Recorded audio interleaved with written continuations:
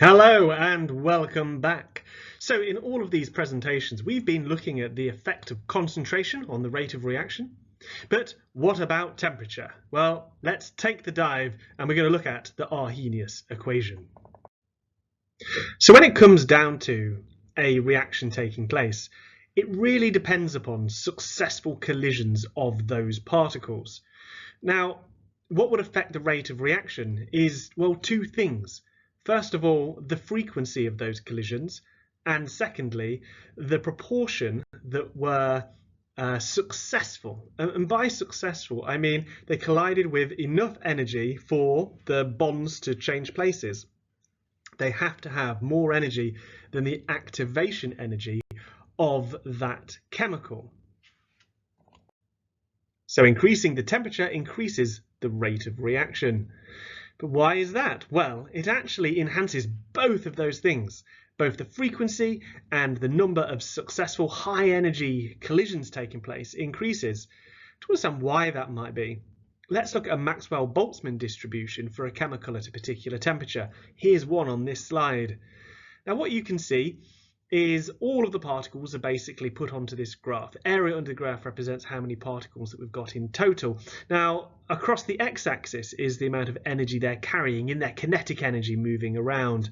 Now, for any given temperature, there is a broad range of energies, with some with very low energy, hardly moving at all, and other particles, just by chance, having much higher energy. The peak of the distribution represents the sort of average of all of those particles. Now, raising the temperature has the following effect. First of all, it broadens the distribution. It creates a broader range of energies within that, and it flattens it. The peak comes down somewhat to maintain the same number of particles. But also you'll notice the positioning of that peak has shifted to the right. There are now more particles at the high end of the diagram. Now this has two effects. First of all, there are more particles, and so therefore there's going to be more collisions occurring with particles with energies greater than the activation energy for the chemical. And secondly, because the distribution is broadened, you can increase the frequency because yet again there are just more collisions taking place. So increasing the temperature actually has the effect of increasing both the frequency of the collisions and the proportion that are going to occur that are greater or have an energy greater than the activation energy. Entering into our story right now is Svante Arrhenius, the Swedish chemist, that looked at how temperature affected the rate of reaction. He has the Arrhenius equation named after him, and we're going to use that extensively on the rest of this presentation. You may have heard of this person. He was the very first scientist to realise that carbon dioxide in our atmosphere would create climate change. And though it had been noticed that carbon dioxide did absorb infrared radiation before him, he was the first person to realise the effect on our net climate. So you might bump into him in some other places. So what is changing the temperature going to do? It's going to increase the rate of our reaction, which may also be dependent on the concentration. So what part of the rate equation does changing the temperature affect? It actually changes the value of the reaction constant, or the rate constant, the K that is in the rate equation. So how are we going to be able to measure the effective temperature on this? You can see this graph just here. It shows that the rate constant is basically going up as the temperature goes up. There's going to be a greater rate. What we need to do is an investigation.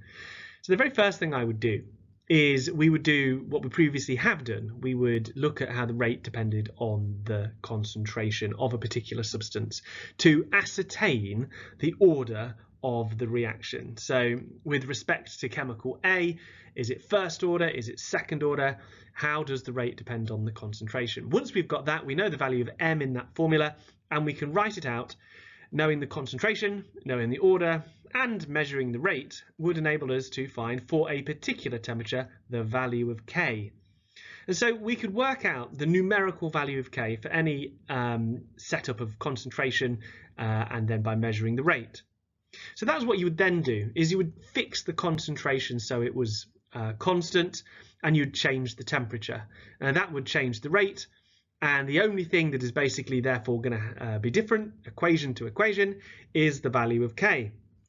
This is how we would work out the value of K for a range of different temperatures. But what are we going to do with it? Well, let's have a look at the Arrhenius equation. Now here it is, the Arrhenius equation.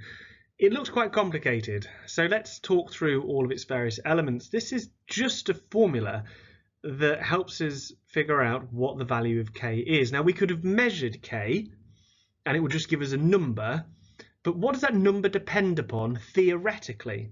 Well, the Arrhenius equation tells us it's dependent on a number of things. Now, strangely enough, we said that K goes up when the temperature goes up, and we also said that a higher temperature would have more frequent collisions, and more of those collisions, a greater proportion of them, would have energies greater than the activation energy. So all of those details have got to feature inside the Arrhenius equation, and indeed they do. So first of all, look, it's an exponential. It means that the rate constant is kind of proportional to an exponential power law. What is e to the power of in this formula? Well, you can see that it is to the power of a ratio, the ratio of the activation energy, which is EA, divided by the temperature multiplied by the gas constant. So basically, if the activation energy is high and the temperature is low, then you're going to raise it to quite a high number. But if the activation energy is low and the temperature is high, E will be to the power of quite a low number. And so that's how this would work.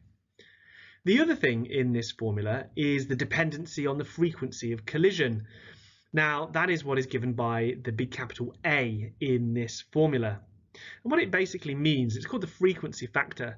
This would tell us what the rate constant was if the activation energy was 0. So imagine that all of the particles created a successful collision because the activation energy was 0 and all of them had enough energy to overcome it. Then E would be raised to the power of, well, the activation energy is 0 would be 0 divided by something. 0 divided by something is 0. It'd be E to the power of 0, and anything to the power of 0 is just equal to 1. So K would equal A in that circumstance. But we don't see that because obviously everything has an activation energy. Let's have a little look now at how we can work out all of the numbers that are in this formula. To do it, we're going to have to look at logs. Oh no, I know what you're thinking. The use of logs is brilliant for figuring out to what power is a power law raised to. So E to the what. How do you find out the what? Well, logs are your friends here. If we look at how the rate constant depends on temperature on that graph, it's exponential. But to what power? We need to know that. And finding that out is going to be helpful for us to working out all the things to do with the rate of the reaction and that rate constant. Now, okay, the thing that we need to remember is this. What does it mean when we raise something to a power? Right at the very bottom here, you can see the natural log is just basically this number, which is E, and that's like 2.71 to the power of x, that if we take the log of this value, then we will get x. So if we take the log of both sides, it'll be ln n is equal to ln e to the x, and the ln of e to the x is just equal to x. So taking the natural log of both sides would put ln n on the left and x on the right. By taking the natural log, we can find to what power the e, the exponential, was raised to, which is great because there is in the Arrhenius equation, there is e to the power of something, and we want to know the something. So that coefficient, that power to which the e is raised, the minus activation energy divided by the gas constant times the temperature, we could work that out if only we took some logs. And we're going to use the natural log, so just be careful. Sometimes we use log to the base 10, sometimes we use the natural log. We always use natural log. It's the ln button to represent that the thing that is raised to the power is this number e. So let's do it to the Arrhenius equation. So the rate constant K was equal to a times e to the power of the thing we're going to try to find.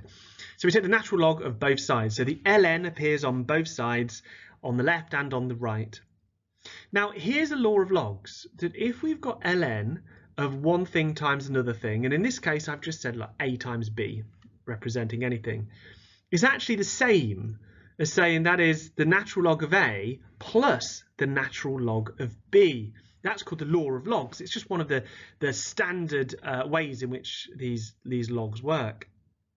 Now that means if you look at our Arrhenius equation, we've taken the natural log of a, that frequency factor, and taken the natural log of the e to the power of everything else. Now using the law of logs, it means that we could represent everything there as the lnk was equal to, first of all, ln of the frequency factor a added to the ln, the natural log of the exponent part of the formula, the e to the minus da da da da da. Now, ln of e to the anything is the same as just saying anything. So ln of e to the x is just equal to x. That's another law of logs, which means that ln of e to the negative activation energy divided by the gas constant times the temperature is the same as just saying it, well, it's just equal to the negative of the activation energy divided by the gas constant times the temperature. It just gets rid of the e, it lowers it so it's no longer to the power of this, and it just sits there. So the lnk is the same as the line above, so that stays the same. The lna is the same as the line above. But what has now happened is what e was raised to the power of is now sitting there on the line with everything else. Now it's possible to represent this in the form of y equals mx plus c. We could carefully look at this and represent it on a graph. Let's look at how we do that. So playing with that expression that we just got before, what I'm going to do, I'm going to move the lna from before to afterwards, because it doesn't matter which way you add things, but that's just so that it's more familiar to us when we represent it as y equals mx plus c. So first of all, what's going to go on our y-axis? Well, let's put the lnk. That seems really obvious because it was on the left-hand side. But what is going to be the middle part of our line here? Well, if we choose to plot on the x-axis 1 over temperature, then what you can see is that the gradient of this straight line is going to be equal to just the activation energy divided by the gas constant. The intercept is going to be the same as ln(a). It means that if we plot a graph of lnk against 1 over t, then we can find a gradient that basically tells us what the activation energy is of our chemical, and we can find the frequency factor by looking at the intercept. Now it sounds very straightforward, doesn't it? But it involves a lot of steps. So why don't we have a go here? We've got a range of temperatures in Kelvin, and we've got a set of measured rate constants. Now this would have taken some work to get this far, and so we've done half of it already.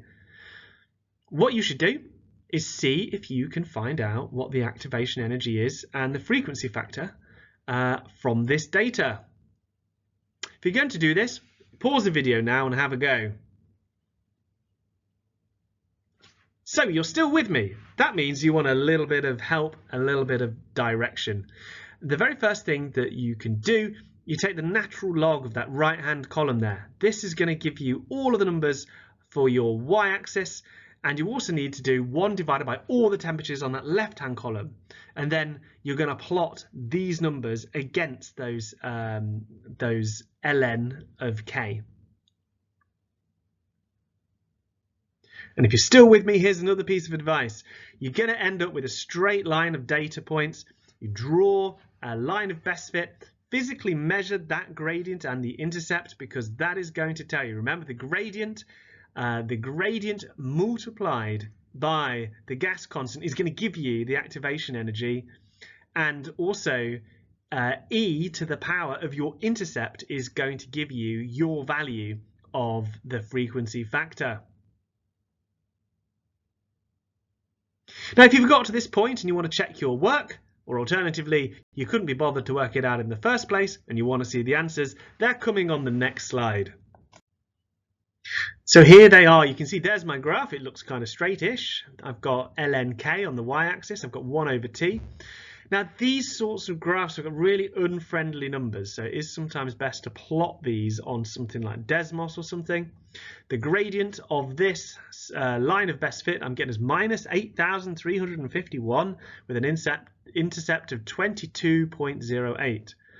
So therefore, multiplying that gradient by the molar gas constant 8.31 means that I have an activation energy of 69.4, and that is actually measured in kilojoules per mole. The intercept was 22.08, so e to that gives a frequency factor of 3.88 times 10 to the 9. It's worth having a go working through a few of these, just so that you're really familiar. The numbers to expect, it's normally less than 100 kilojoules per mole, and that frequency factor can be anywhere between 10 to the 9 and 10 to the 11. You're expecting a really large number there. There you have it. You've reached the end of chapter 18. You can now have a go at the end of chapter questions.